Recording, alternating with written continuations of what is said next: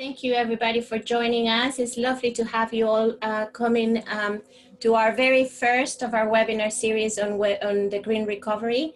As Sarah said, my name is Patricia Zurita. I am the Chief Executive of BirdLife International. I have the pleasure to also introduce Braulio Dias, the chair of the BirdLife Council, who will be co-hosting with me, and I will introduce our guest speakers in a minute. In the meantime, let me talk very quickly about why are we doing this. I will start by introducing BirdLife because as we have over 250 participants already, I don't know how many of you know about us. BirdLife is a magnificent organization. We are a partnership that is present in over 100 countries and not only diverse but ambitious network that is united by a common mission to conserve not just birds but all nature. We are the power of many. We are the largest family of national conservation organizations working in more than 100 countries around the world. We have more presence in the world than any other international conservation organization. We are the global authority for birds. We manage the red list for birds for IUCN, and our science helps us concentrate on the most threatening species and the most important places for birds and nature through the IBAs and the KBAs. We connect the world. Birds connect us and connect us to the world. And our work extends beyond birds to all nature across national borders, cultural and political diversity. We are living incredibly trying times. The COVID pandemic has impacted all of us. As of 2 days ago, we passed the mark of 10 million cases and over 500,000 deaths worldwide, with 188 countries affected. Now, it's not only about the tragic loss of lives and the impact on the sanitary system, but the great impact on the economy. ILO reported in May that 305 million jobs have been at risk globally. 14 million jobs are lost in the United States by the end of May, which rose the unemployment rate from 3.2% at the end of 2019 to 13%. In May. 835,000 jobs lost in Australia, 600,000 jobs at risk in the UK, and Forbes is reporting that 42% of those job losses may be permanent. The problem is also that this is impacting the poorest of the poor, and 1.6 billion workers in the informal economy are at risk of losing their livelihoods. There are projected deficits that could reach $30 trillion in 2023. The global economy is projected to shrink by 5.5, with the US contracting by 7.3, and the economies of the 19 countries in the Eurozone decreasing by 8.6. It'll push 60 million into extreme poverty, according to the World Bank, and is by far the worst peacetime recession in the last 100 years, according to the OECD. So the priorities are clear. We need to reignite the economy, restore purchasing power, create new jobs, prioritize the least well off. But we need to make sure that we do all of that in ways that simultaneously tackles the climate change and the biodiversity loss crisis. We have a one-in-a-lifetime opportunity, and we're seeing that the resources are there. We are seeing massive investment in economy recovery. Globally, it is being reported that there are $13 trillion on the table to stabilize the economy. The European Union announced that 1.1 trillion package will be available in grants, with 500 billion and 250 billion in loans. And we're seeing some countries taking the lead, and I just want to talk a little bit about some of the experiences that we have had with the BirdLife partners around the world. There's a green recovery proposal right now in New Zealand. Forest and Bird, BirdLife in New Zealand, has been working very closely with the Ardem administration to secure $1.1 billion from the $12.1 billion package for nature and to redeploy people into conservation work. These jobs are going to be about investing in assets and infrastructure, core state sector staffing, cleanups, protecting nature and private lands, cleaning up and protecting fresh water, weeds and pest management, sustainable fisheries, billion trees program, connecting people with nature, investing in waste management and recycling. So all of these green jobs that are being put forward by the RDM administration. I will not steal Danielle's thunder, but I did want to mention the EU biodiversity strategy that was just announced a month ago. It is an ambitious strategy to 2030 with 30% protected area and 10% strict protection commitment.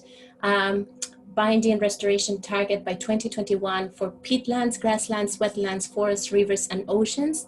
50% pesticide reduction, 10% landscape features at farm level, 25% organic fruit production, 20 billion euros a year for funding for nature and improved governance framework. Going to the Americas, in El Salvador, our partner Salva Natura is pushing for the Green Decade. Closely with the administration, is aiming to restore natural resources in Mesoamerica, not only in El Salvador, with two major initiatives: regenerative development supported by fiscal neutral policies that eliminate negative environmental externalities, but also integrate watershed management with a holistic view that looks into ecosystems, agriculture, agro-industry, industry, tourism, energy generation, and cities. We just heard this morning that Australia is pushing for a Green New Deal. 70 organizations from the environmental, land management, and farming sectors have been asking the Morrison administration to dedicate $4 billion to the stimulus to green recovery. And this has the potential, according to Ernst & Young, to generate 53,000 jobs, reduce welfare costs by $620 million, and increase the economic output by 5.7 billion. We've seen that it's possible, and we know that more is needed, but just as a reference of the Oxford study that just came out, the 2008 crisis showed us that with only 16% of the global stimulus being put on green projects, these projects created more jobs, created higher short-term returns per dollar or pound invested, increased long-term savings, created lasting environmental benefits. So we have not only a crisis that we're dealing with, but a tremendous opportunity. There's no doubt that COVID is the worst global catastrophe since World War II, but as I said, we have a unique opportunity to reset our relationship with the planet and put nature at the heart of a new, fair, and more sustainable development model.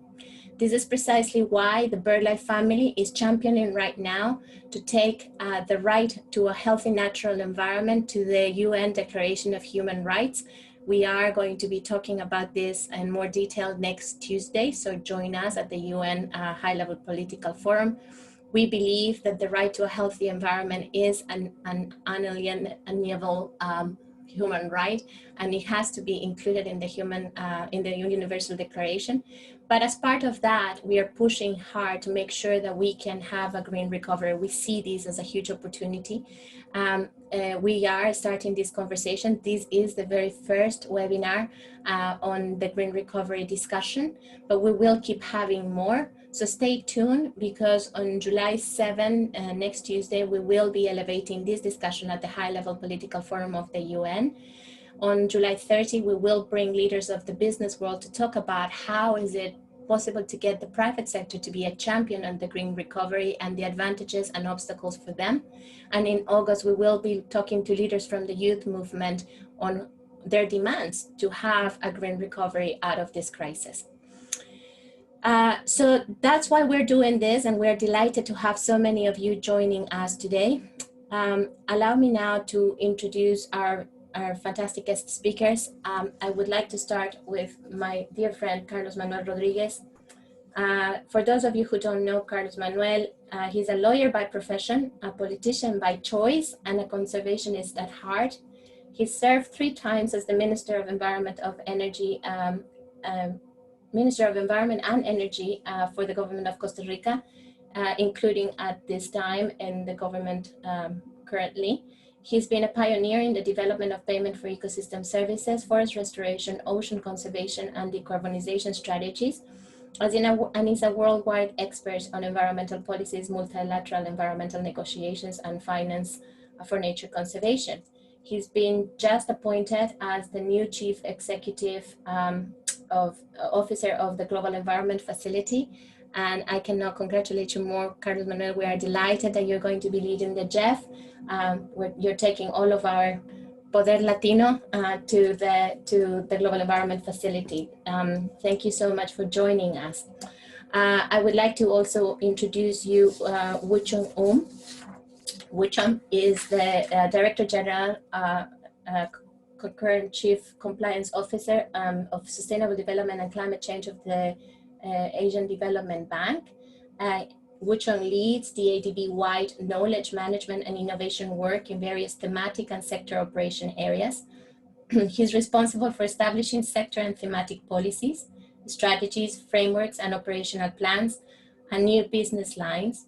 He also develops and ensures compliance with ADB's environment and social safeguards policy, oversees the administration of single and multi-donor trust funds, project co-financing and global funding initiatives, and management of the ADB wide co-financing data. Woochong has been instrumental in the COVID reaction of the ADB, and I am delighted to welcome you. I know that it's very late in Manila. Thank you so much for joining us, Woochong. And I think we have now Daniel Calleja-Crespo, Director General of Environment of the European Commission. Daniel has been with DG Environment since September 2015, but has been with the Commission for quite some time, since 1993. He's been under the DG Grow before, and DG Enter before, and a special envoy for SMEs, and also the Director of Air Transport in DG Move. I am delighted to congratulate you, Daniel, on your new appointment as the Director General of the Commission's Legal Service, but I am incredibly sad to lose you from the DG Environment position. You've been an extraordinary leader, and I cannot thank you enough for all of the support that you have given, not only to environment, but to all of the conservation organizations across Europe and beyond. You have been a champion of the work that we're doing together.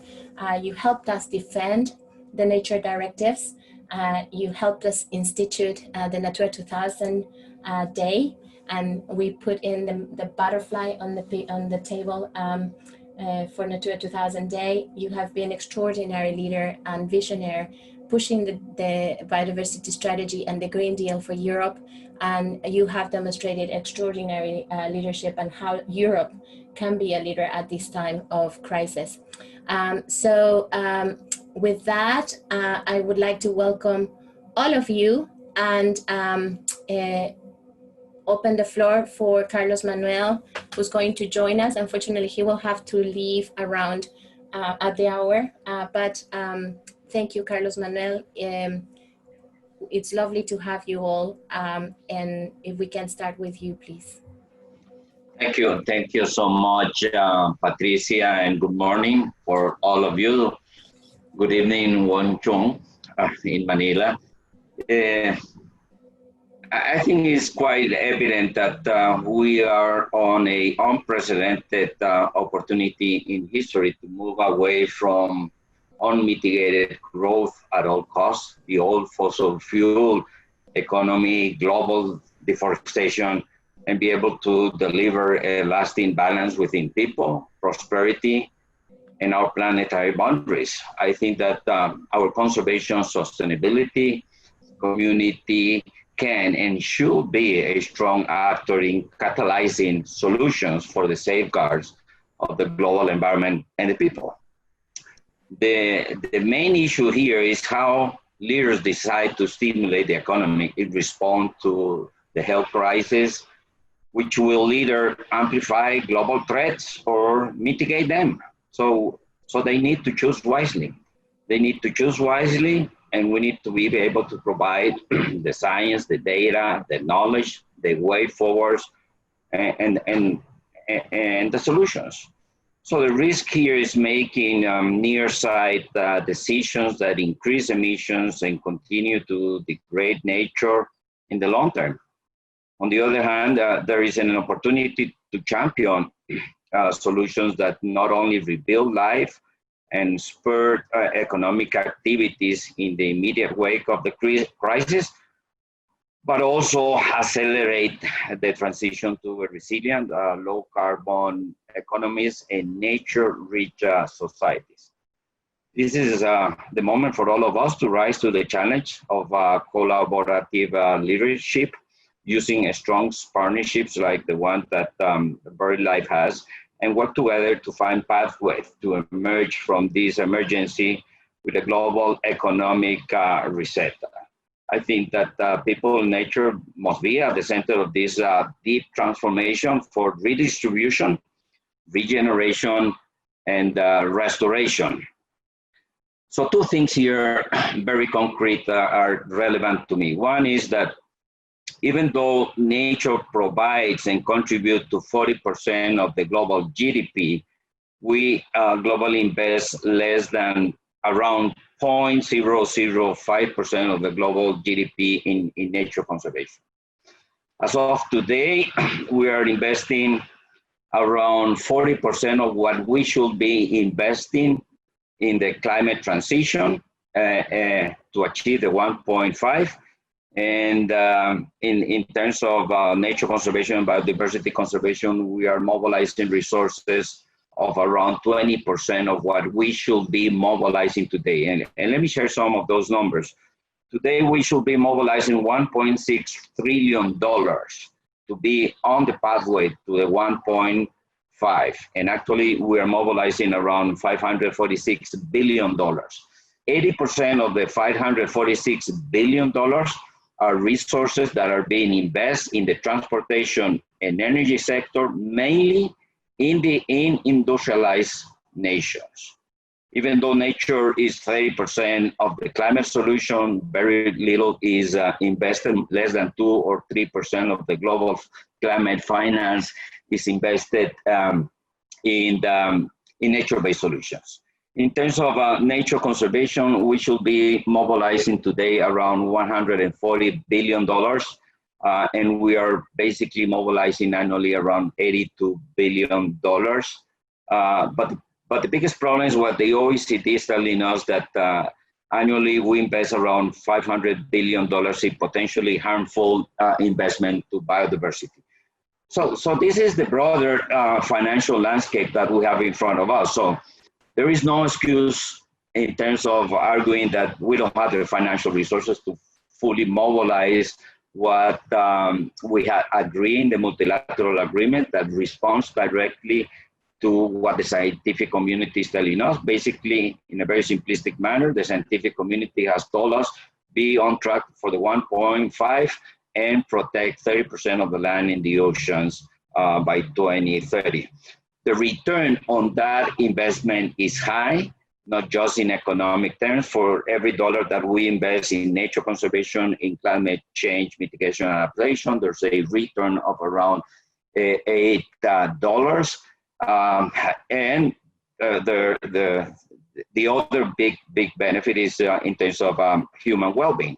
So I tend to think that we need to really address these issues on how we mobilize the resources from all sources. And let me be clear on this fact as a minister from a developing country. We don't expect that by doubling and tripling ODA for nature conservation or climate finance, we will achieve and narrow down the global financial gap. It will be, first, based on the common understanding that every country's self-interest to mobilize resources from all sources. And second, it's not just a matter of mobilizing new and innovative financial resources.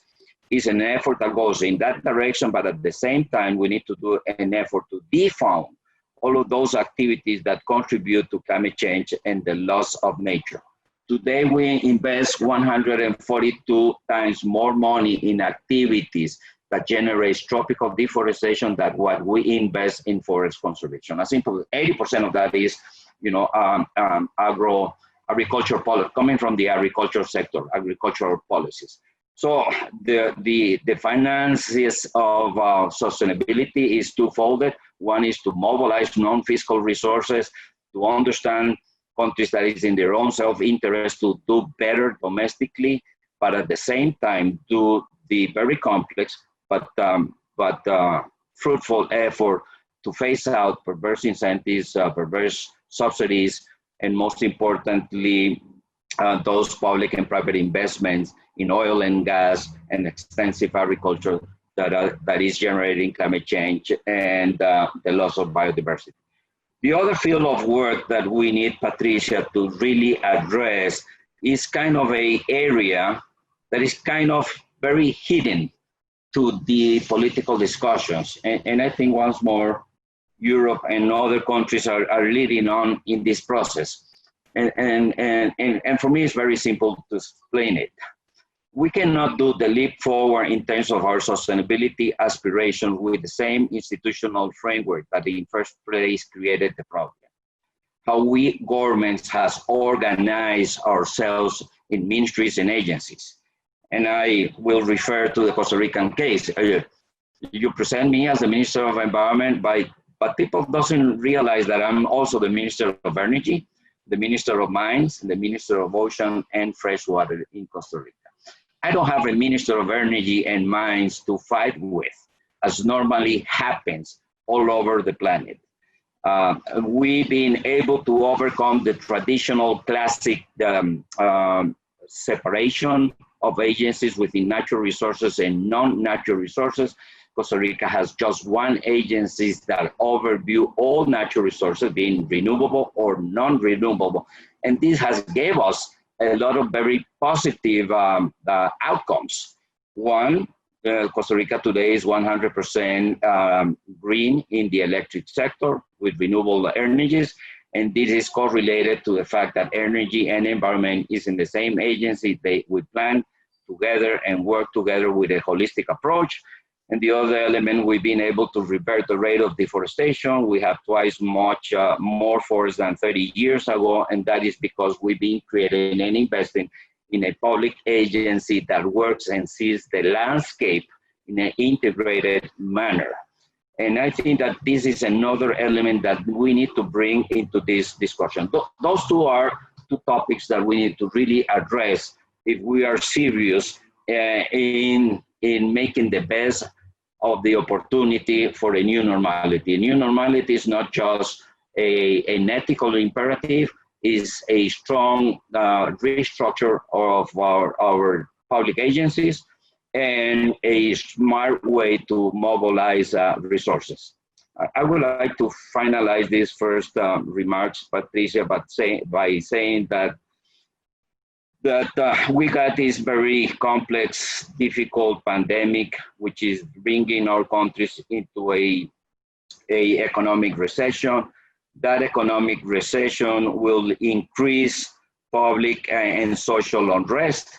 I'm not just saying or talking about the poor people in our countries. I'm talking about middle class, well-educated people who has been felt that they have been set aside from opportunities and development.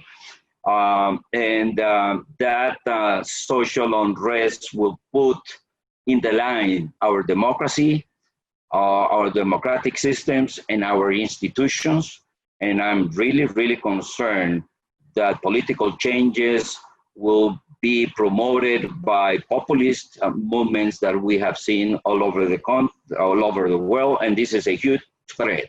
It will be triggered by the social unrest. And of course, we all understand that around the corner, we got the biodiversity collapse and climate change adding as bigger waves, more complexities to the problem. So today, when countries are thinking on their economic and stimulus recovery plans, we need to be able to provide ideas, solutions, data, so we can balance up what the governments are doing in terms of short-term solutions, generating jobs, reactivating the economy, but at the same time being able to heavily invest in what we already agree on, the MDSAPs, in the Biodiversity Convention, the NDCs, in the UNFCCC conventions.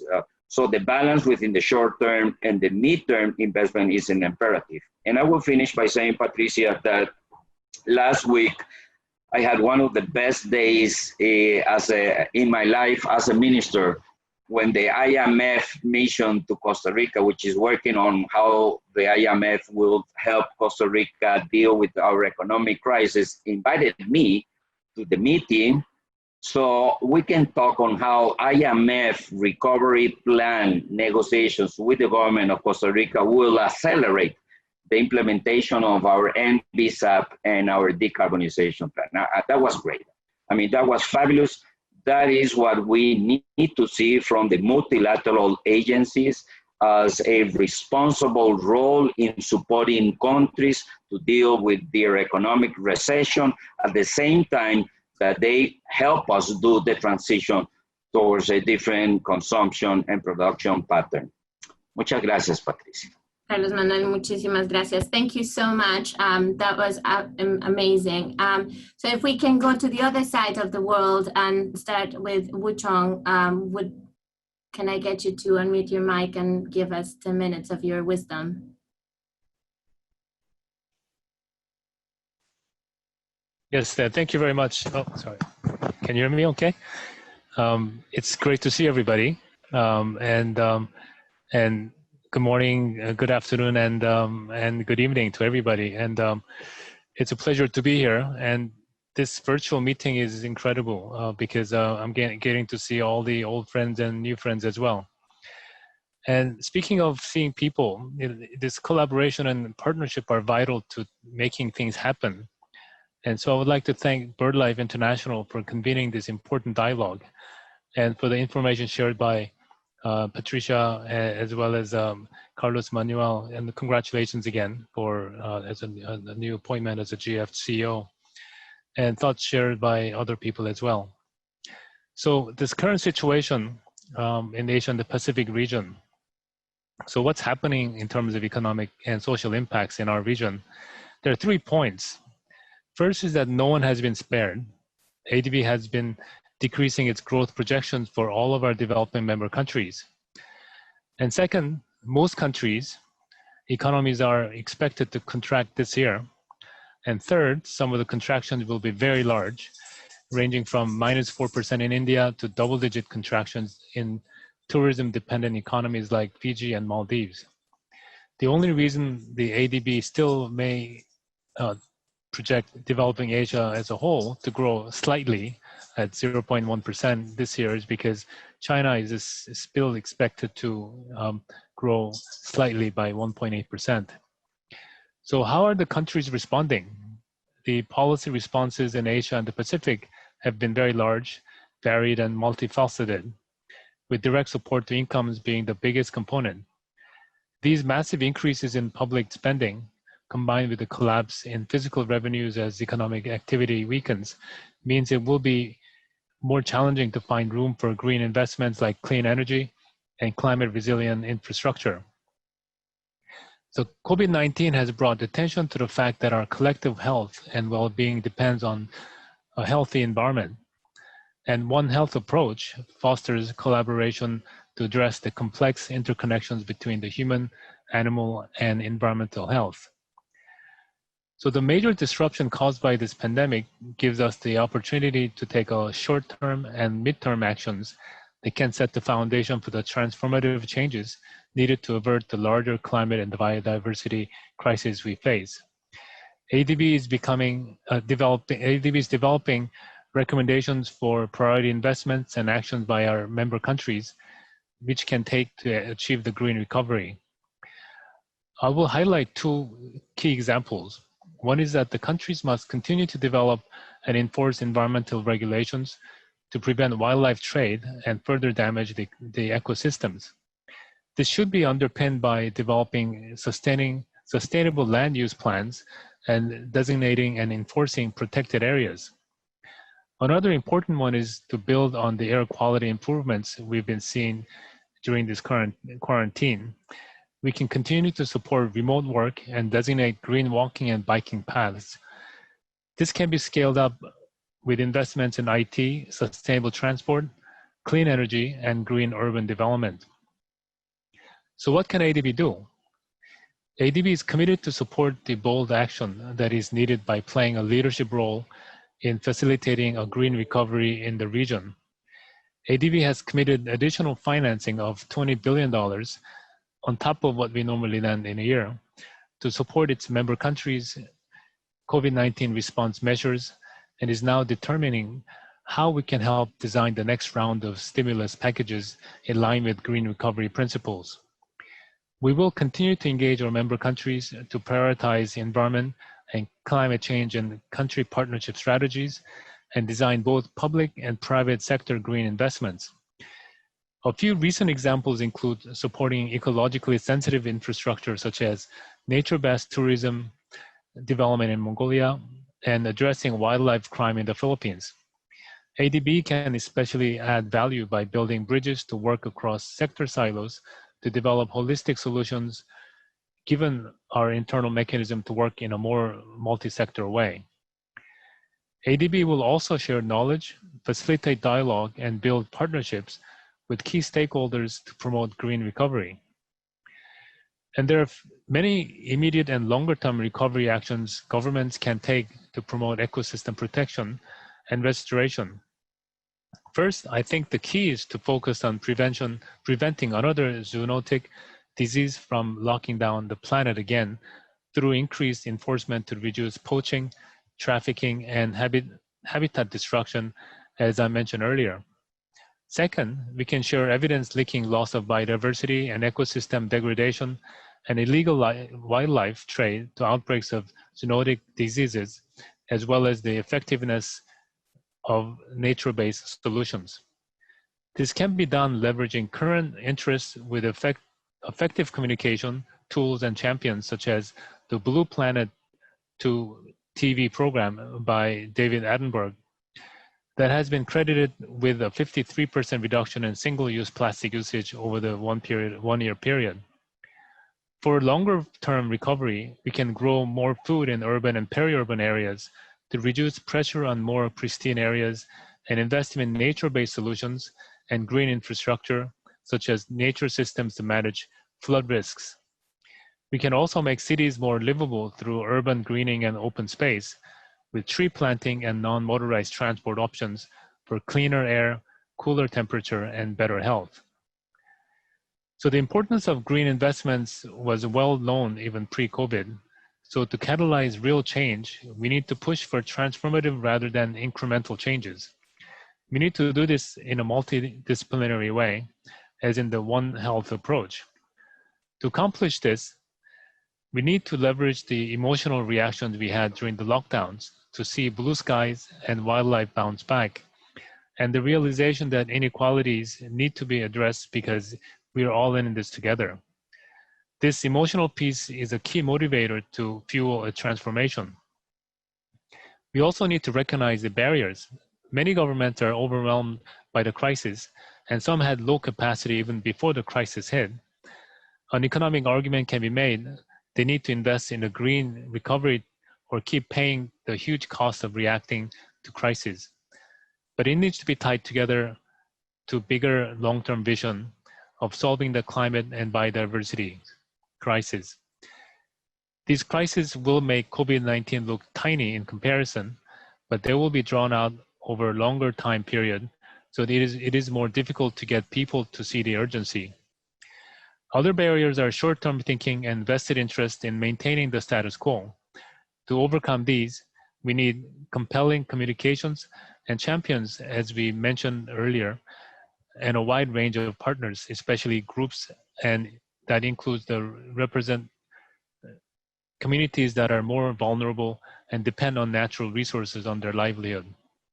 Finally, this webinar and similar efforts are a great start to create the partnership needed to initiate and sustain global green recovery.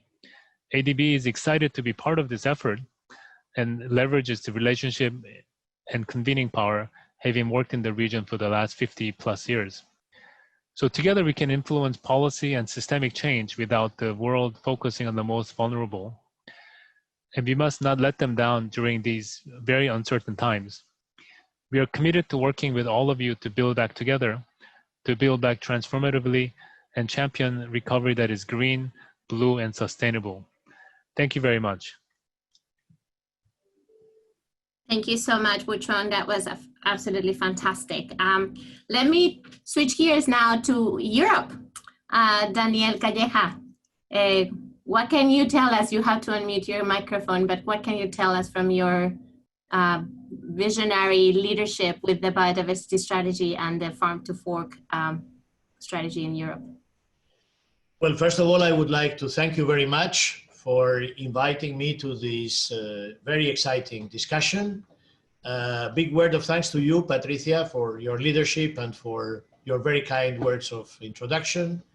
It's also a great pleasure to see Carlos Manuel. I am very jealous seeing all the green nature of Costa Rica just behind him. And also, I would like also, of course, to thank very much Woochong for his contribution and for his leadership in his present role.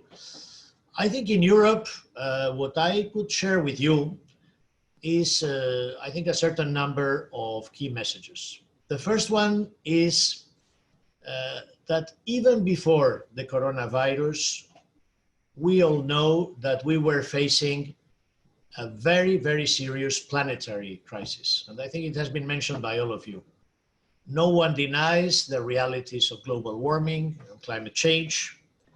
We know that the biodiversity crisis is a reality, and you are constantly reminding us the problems with 1 million species under threat, with the degradation of marine and of land ecosystems. We have never polluted more than we are doing now. We see the oceans, we see marine pollution, and on top of that, we are living an overexploitation of resources. So I think between ourselves and even beyond in the public opinion, there is a growing awareness that we cannot continue like this. Life in this planet will not be possible for humans if we do not dramatically change. But now the virus, the coronavirus, has triggered a triple additional problem. Because on top of these issues, we have a health crisis. And Patricia, you were very eloquently pointing out the figures. I mean, with 10 million people affected across the world and the figure growing, with people confined, with major emergencies throughout the world. But it's not only a health crisis, we have an economic crisis, and we are having a social crisis. So I think we need now to find a way to overcome the structural crisis that we were facing, the planetary issues, and at the same time ensure that we are able to recover in a way that we overcome the health, economic, and the social crisis. And the question is, how do we do it? Well, here in Europe, what we have put on the table is the European Green Deal. We think there is a way forward, and I think that we can put a deal on the table. And this deal is a plan towards ensuring this transition. And it has two elements. It has an important element of transforming our societies, our economies, the way we produce, the way we consume, the way we act, the way we interact with nature, the way we develop our economic activities. And this is what we are doing in the area of energy, in the area of transport, the area of circular economy, biodiversity. And at the same time, we have come with very ambitious proposals to bring this stimulus in terms of the economic recovery. Because when things collapse, it is very important that the public authorities and the regulators at European, at national, at local level show leadership to avoid the collapse of the economy. And Europe is coming with a package without precedent. Beyond the 540 billion euros for the immediate health issues, we have now, and it will be discussed next week, we have a package with 1.1 trillion for the next 7 years. And for the first time, we will go to the markets and we will issue bonds to ensure 500 billion transfers and 250 billion loans in what we call next generation EU. We are thinking of the next generation, and we have to address the problems they will have and put this massive investment on the table.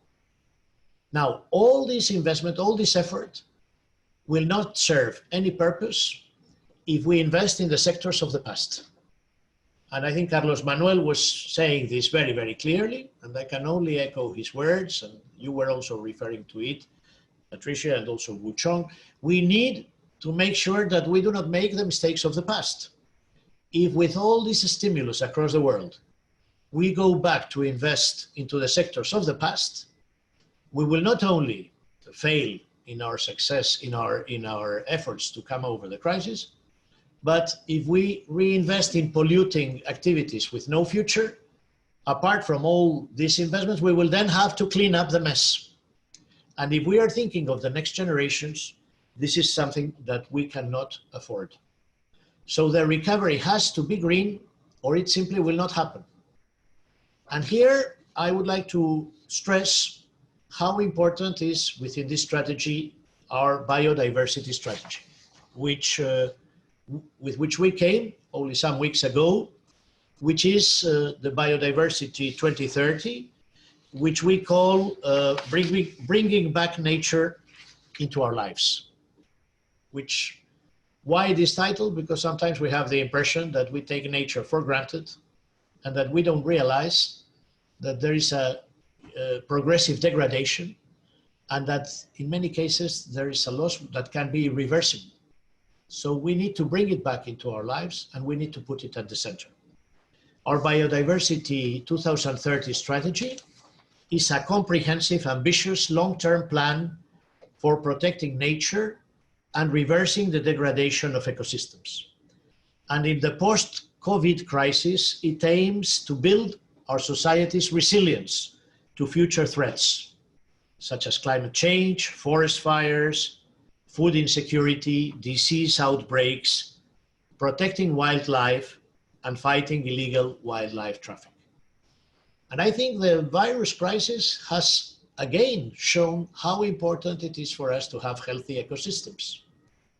If we had nature under proper conditions and less pressures on nature, we would not be having this transmission from the natural world into the human world of many diseases, which in the past there was no risk, but we are seeing that the pressure on nature is now provoking this transmission more than ever before.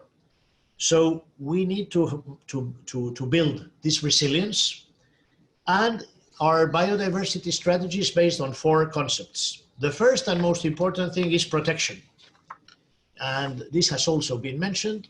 We want in Europe to protect 30% of our land and of our seas, and to strictly protect 1/3 of these areas.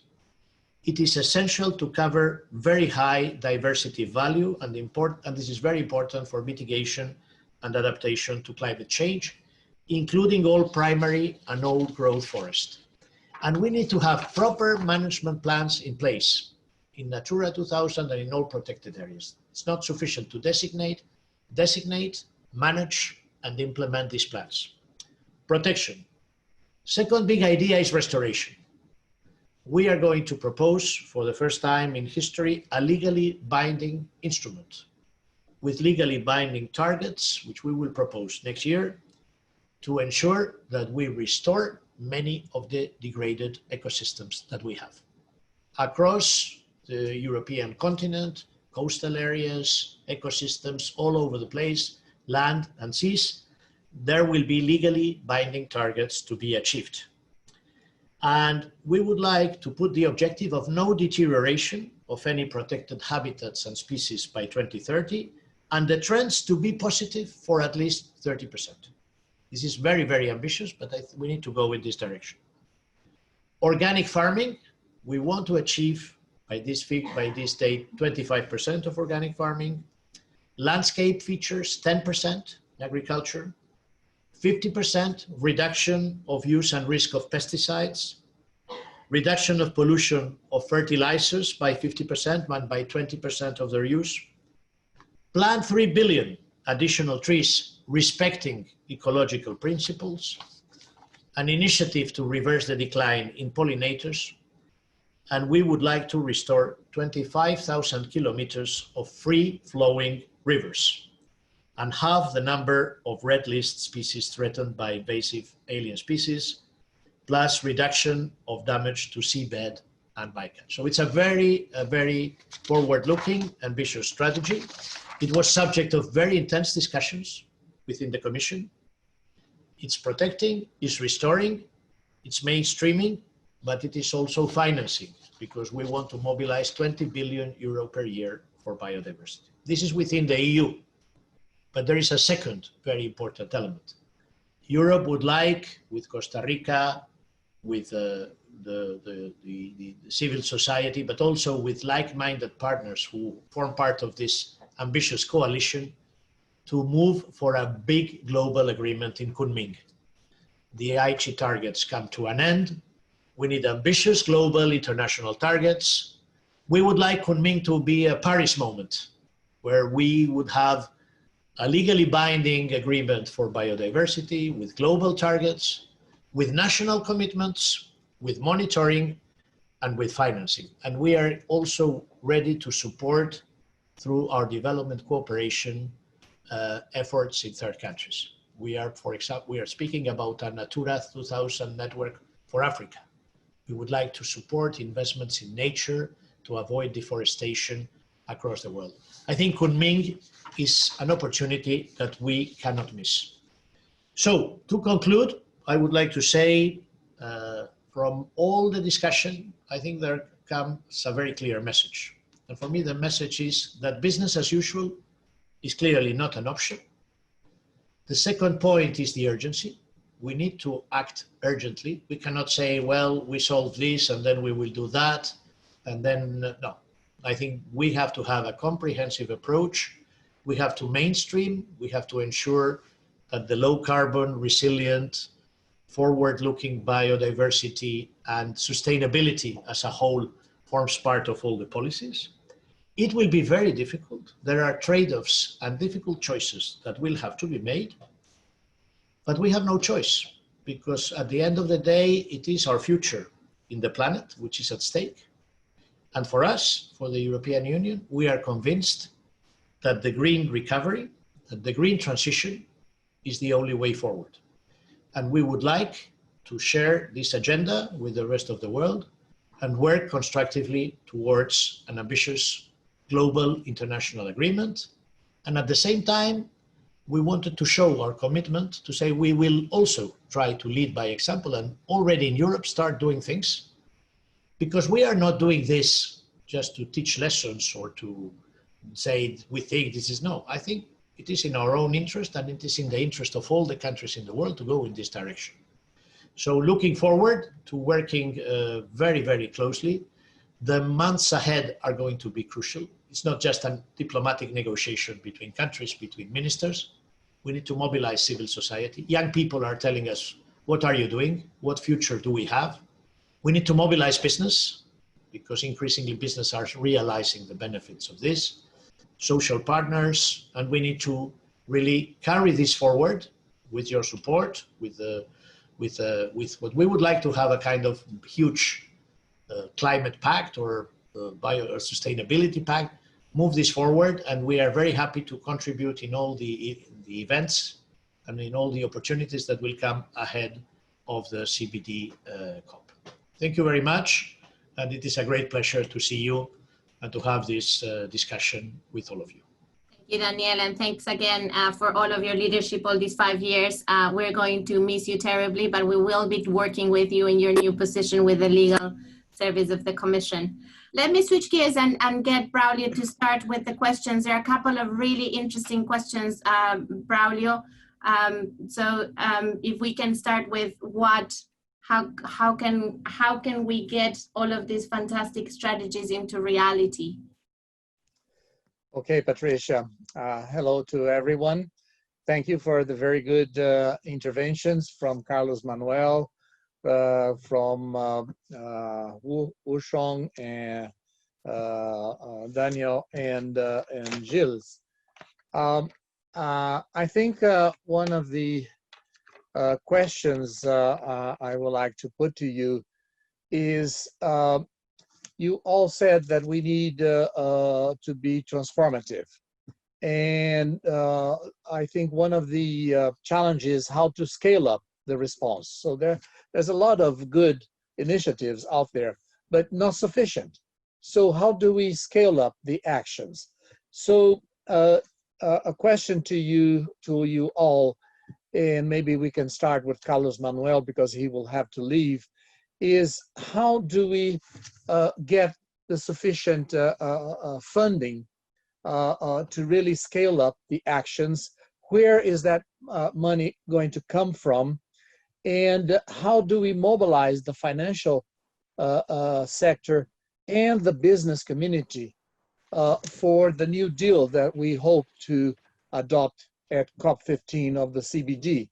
So I would hope, and if you agree with me, that the new deal should not be just a deal of governments, but also key partners in the business community, in the financial community, and elsewhere. So what could you tell us in terms of some concrete proposals that we should be supporting? Carlos, please. Thank you, Braulio. That's a very complex and tough question to answer you. Let me just begin by saying that the need to mobilize resources is important, but it's not the most important point at this stage, because we are investing way more resources in damaging the planet than what we are actually investing in protecting the planet. So we need to begin from that framework. And from there on, we need to really begin understanding which are the key policy points.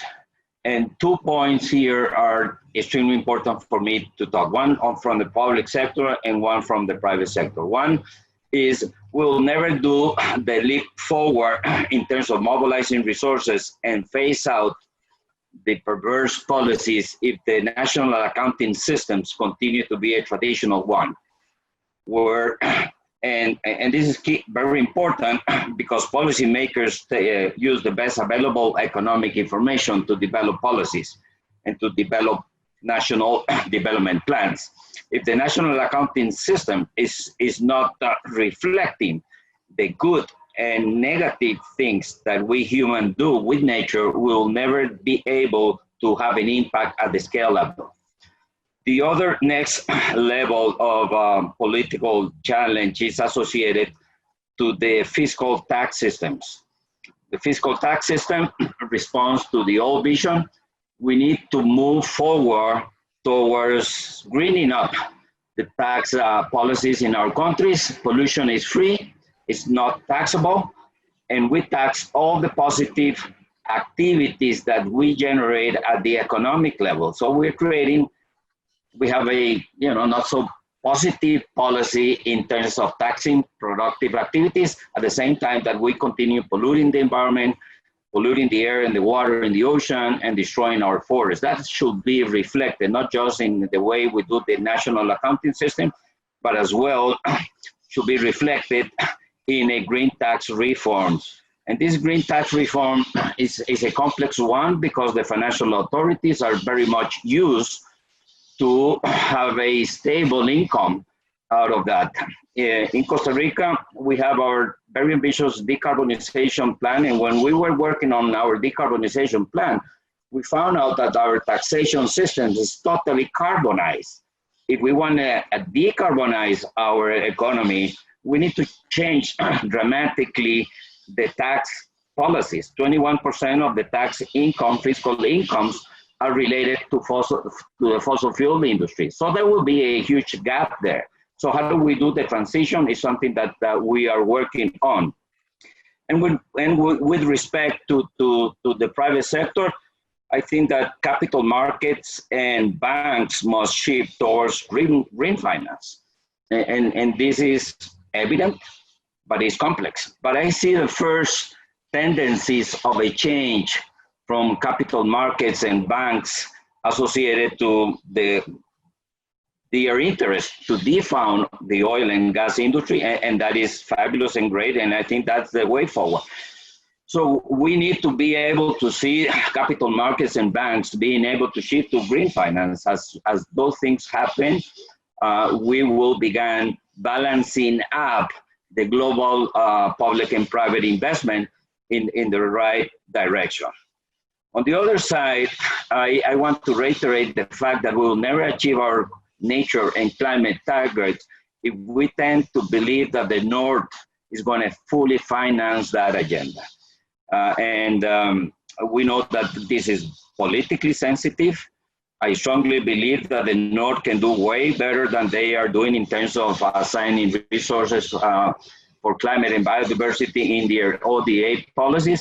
But at the end of the day, it will be countries to understand that they need to do a very important local homework.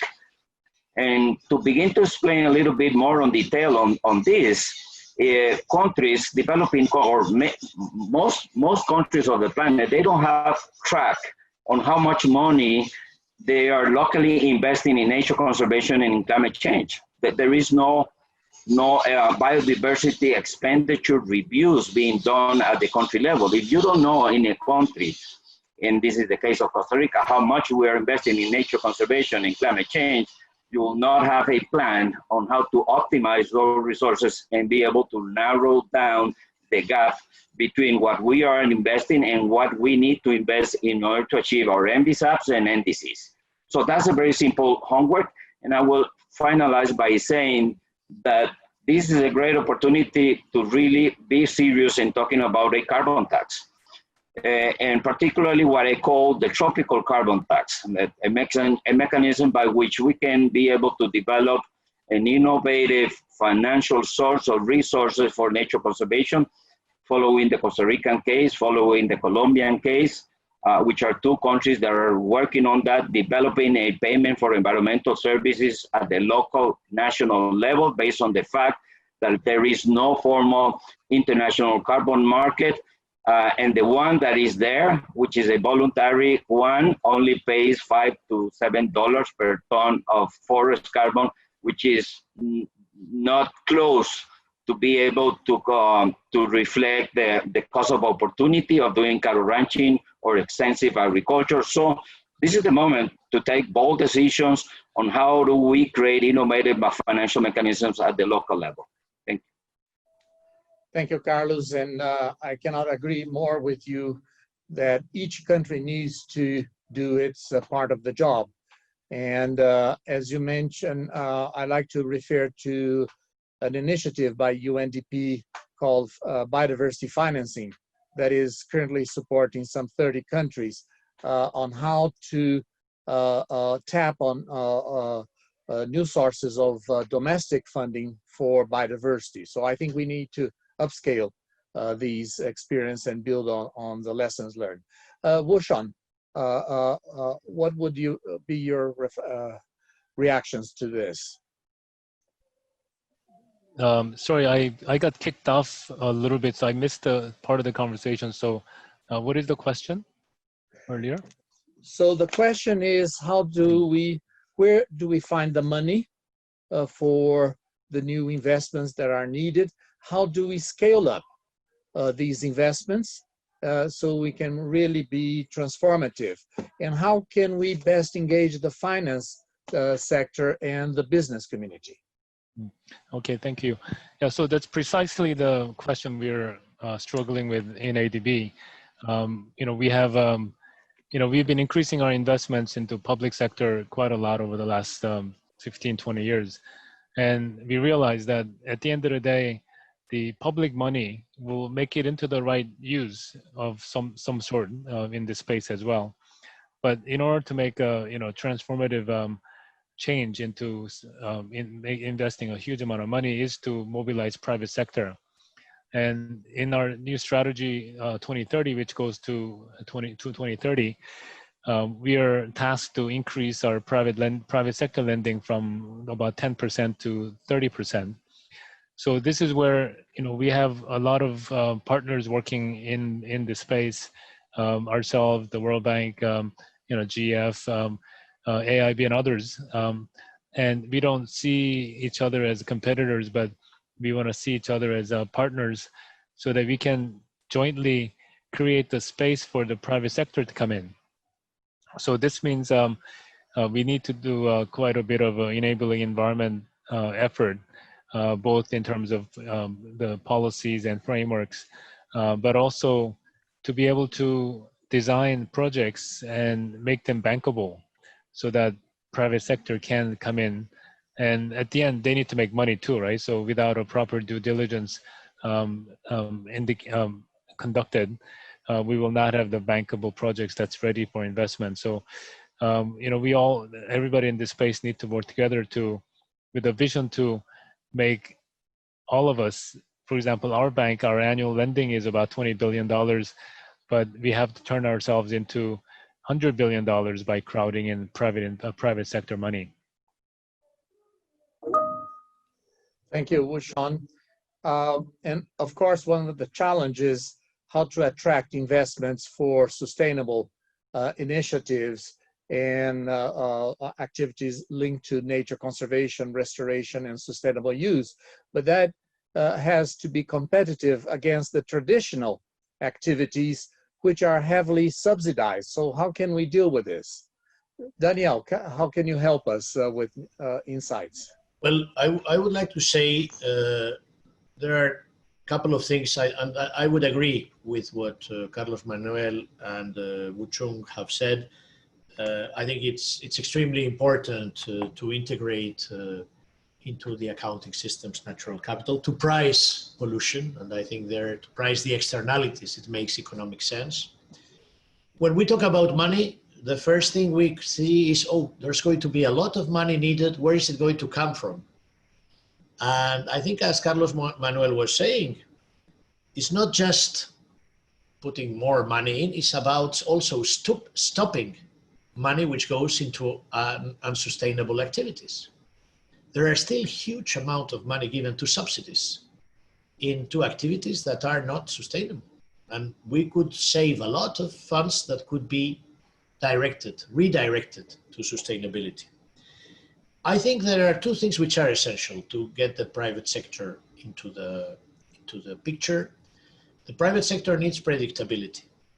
And to get this predictability, we believe it is very important to set targets.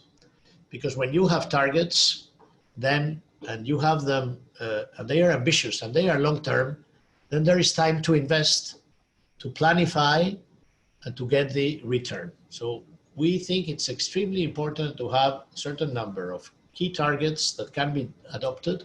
And in order to scale up things, the more global, the better, because this will allow to have more markets being mobilized, because the scale of the investment will be much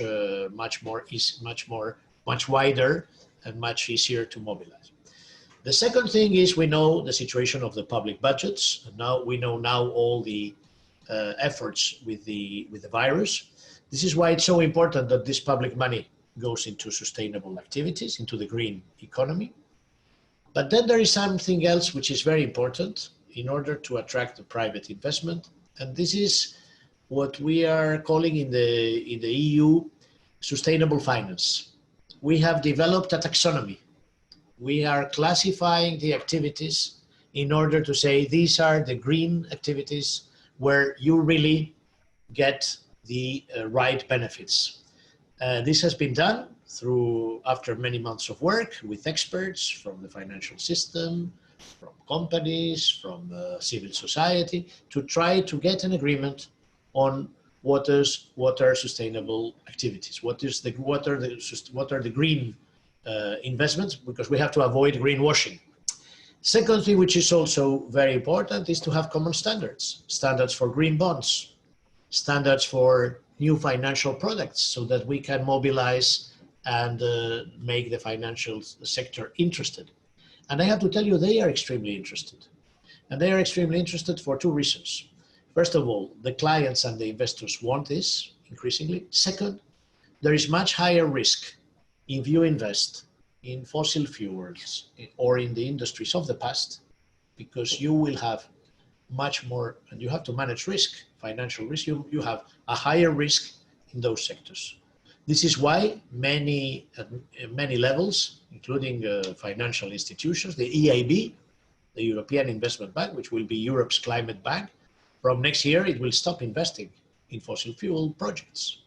So I think there is a trend there, including sustainability accounting, natural capital accounting, better risk management, pricing pollution, green taxes. Yes, we are saying we should reduce taxes on labor and shift them into environmental taxes, because this will allow more jobs, but at the same time price the externalities. So you need a comprehensive plan, including sustainable finance, including targets to indicate the areas and for the future. And I think all these elements need to also be hopefully negotiated globally, because if we have a global deal on this, then I am convinced that we will be able to move together in this direction. Thank you, Daniel. And so what can you all tell us in terms of how do we face some of the resistance that we all face to promote these changes? Woochong mentioned the vested interest, so people want to keep business as usual. Those that are benefiting from subsidies, for example, and traditional and old policies. So how can we overcome these resistance? What is your experience? What is the way forward to face these? And in doing so, how can we make investment in nature really attractive for governments, for the business, etc.? So for example, we have been talking a lot about ecosystem restoration. And next year we start the UN decade on ecosystem restoration. And we have seen a lot of restoration projects all over the world, but these are small scale projects. These are pilot projects. We have seen political commitments at the Paris Agreement conference. But how can we really implement such a scaling up of support for restoration? I guess we lost Carlos because he had to leave. So maybe Daniel and Woochong, you can enlighten us on these issues. If I start, I would say, first of all, we have to realize that we are confronted with a transition which is without precedent. And the scale of this transition, of the magnitude of this transition, as I was saying, is going to put us before difficult choices. There will be a lot of trade-offs, and we have to manage this transition in a responsible way. For Europe, we are very conscious about the need to have the support and the need to have the buy-in this process. And there is something we have not mentioned so far, and I would like to bring it into the discussion. This transition has to be fair. We cannot afford that by shifting the investment into some areas, we are going to have problems, social problems. There will be a lot of reskilling. There will be a lot of capacity building. We will need to have also the support to people who are working now in sectors which they are not the sectors of the future. And I think it will be very important to ensure this support to have a socially fair transition. It is also a question of equity. There is a connection between environmental degradation and poverty and bad quality of life and bad health issues. So I think there's an element of solidarity that we have to bring in order to do that. How to mobilize investment in restoration? We have to put restoration as one of the key areas in which we will focus. I was mentioning protection, I was mentioning restoration, I was mentioning mainstreaming biodiversity across the board.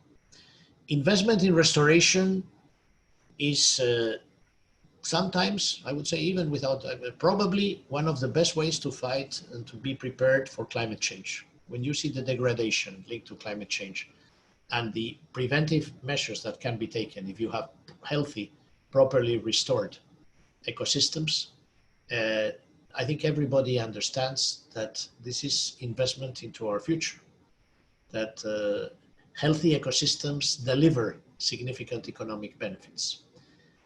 If we are able to account this properly and to integrate them into the business models, if we are able to price, and if we are able to have more tools, we have in Europe developed the natural capital financing facility.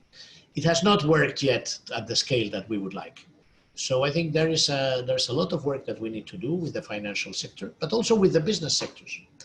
And here I have to say, I am seeing increasingly a lot of interest. The coalition of Business for Nature, investing in degraded areas, working with the cities, working with the regions, working with local populations that are facing these problems. If you have systematic floods, if you are facing the desertification, this is about the economic benefit. This is about health. This is about their welfare. So I think this has also to be included very, very decisively into regional development and in the framework of regional policy, of cohesion, of support to local communities. This is what we are going to do through our Green Deal, through our Next Generation EU. We will put investment in nature, we will put investment in the green economy as the top priority. We will not be supporting financing to invest in things which are not connected to the transition. Those things will have to find the investment elsewhere, but not with the funding which is put forward for the recovery. It's a challenge, but I am optimistic because I see a lot of interest, and I think we need to still develop more additional instruments. But I think there are a lot of possibilities, and we need to see exactly how do we develop them in the best way. The taxonomy will also help, and we will need to work very closely also with civil society and with your organizations to identify and to go in this direction. So if I may add, yes, so I totally agree with Daniel's suggestions.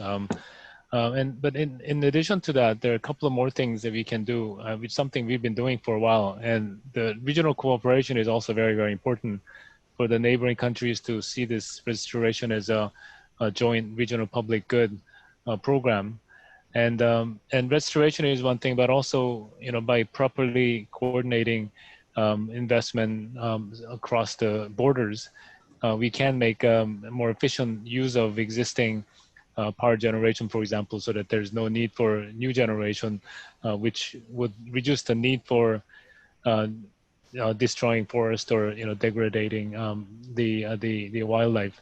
But also, in addition to make investments into restoration or protection of forests more private sector friendly, we can consider making some linkage with the infrastructure development. So about 15 years ago, when we were working on quite a large hydropower project in the Mekong region, we made back then it was just the requirement that we put in for the investment to include the protection of watershed, just that's feeding into the hydropower reservoir.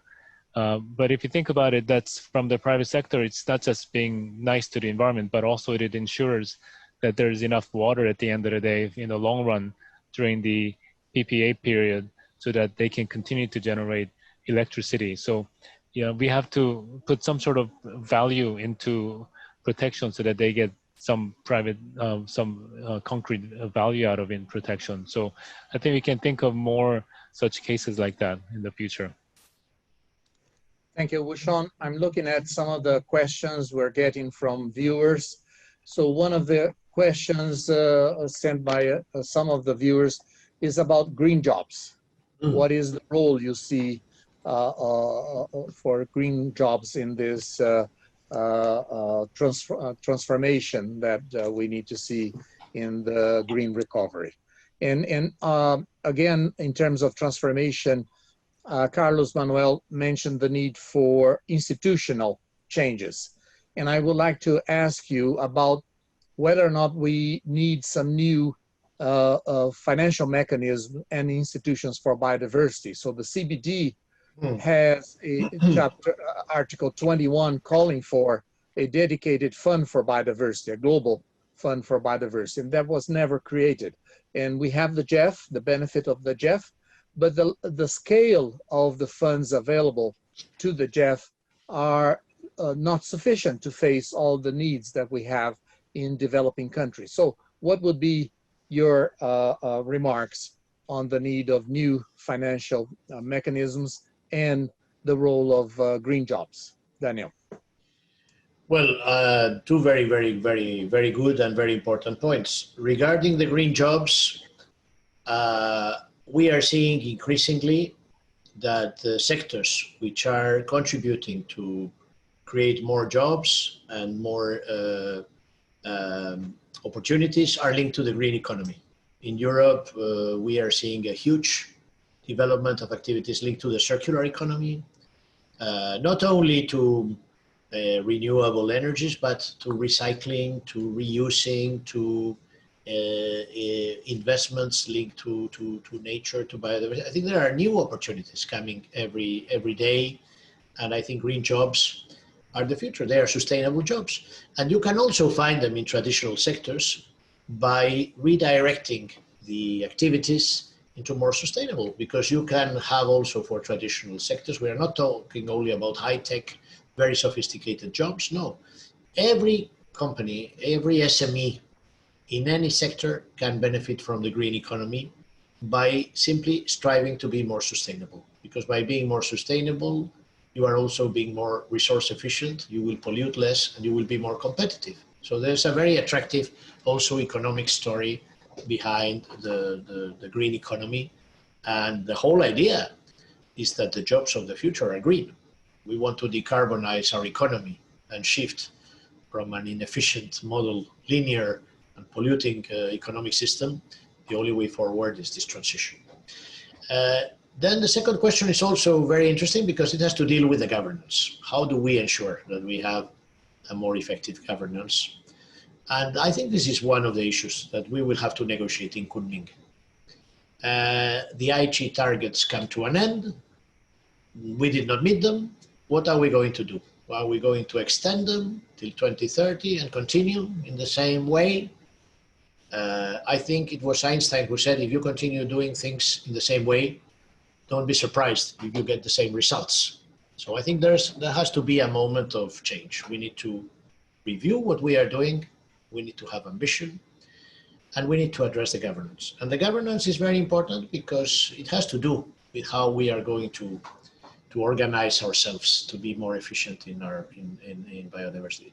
What role for civil society organizations? What role to mobilize sustainable finance? What do we do with the cities, which we see increasingly play a big role, including for biodiversity, because there are a lot of opportunities in urban areas for the green economy. How do we ensure that we have proper say also for young people who are demonstrating, who are saying, listen, you will be over, what about our generation? You are giving us the planet in a very poor state. How are we going to survive? So I think unlocking financing, knowledge and education become crucial, business engagement, promotion of nature-based solutions, and we need to have in the framework of the CBD, I think also an agreement on the proper governance. How are we going to put in place, if we have new global targets, the delivery, the commitments from the countries, the mechanisms, the monitoring at national, at European in our case, regional level, at global level. I think this is one of the most important things. It's not enough to have targets and finance. The governance has to be inclusive. You need to have the buy-in. you need to have the possibility that to discuss. So I think this will be one of the key issues that will be on the table during these very, very important negotiations. Thank you, Daniel. Woochong? Braulio, we only have 2 minutes. Okay, Yeah, so I'll then just say let me add two- a final question to all of you. So do you think everyone is getting the links between this pandemic and the degradation, destruction of nature? And then the issue of illegal wildlife trade, there's an issue of poverty. How can we move forward without further negatively impacting the poor communities that rely on wildlife? Woochong. So definitely, I think this has been a really painful process that everyone's going through. So they don't realize how this thing started. So there's an acute awareness of the importance of protecting the wildlife and making sure that there's a proper distancing, and illegal poaching and all those things have to be stopped. But in the long run, if you look at what's been happening in the way the human beings adjust to this current situation of lockdown, I think we're seeing that anything is possible. So, this, in a way, it gives us a little bit of pause to think about what's important and how we can tackle this and what are the right kind of investments that we need to make. So I think this current pandemic is going to be providing a huge push towards giving people more hope that we can actually do the right thing in terms of protecting the wildlife out there, and they're much more valuable in the forest than somewhere else. Thank you, Woochong. Daniel, your last Well, words? I would fully agree with Woochong. I think the 3 points he made, first of all, increasing awareness. I think everybody realizes now, if we had any doubt, that you cannot destroy nature for free. And that when you see the connection between the wildlife, diseases, and all this would not have happened if we had not put the pressures that we have. And we may be facing more and more this kind of diseases in the future. So I think there's an increasing awareness. Second, yes, we need to reinforce international cooperation, CITES, fighting against wildlife trade. We were talking about green jobs and sustainable activities. Well, there are local communities but this has to be done in a proper way, and this has to be focused in a different way. And the more economic development that you have, I think the more you realize that there are things that cannot be done. So I would agree with Woochong that I think the best hope we have is that because of this, we will learn from the mistakes and we can develop in a more sustainable and in a more rational and in a more respectful way with nature. Thank you very much, Daniel and Woochong. So let me give the word back to Patricia to close our very insightful meeting. Thank you so much, Braulio, and thanks to you all. And Gilles, again, thanks for trying to join in. This has been an extraordinary exchange. I want to thank, in particular, all the participants and the extraordinary questions that you have posted.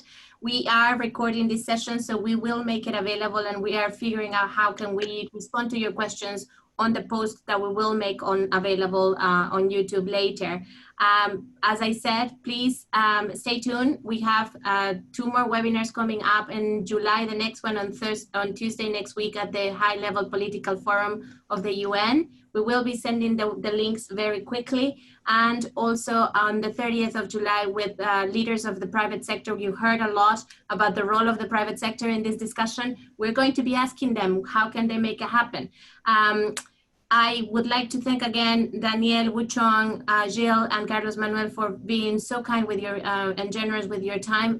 Daniel, we're going to miss you, as I said, but we will keep working with you from your next position, and same with Carlos Manuel in the Jeff.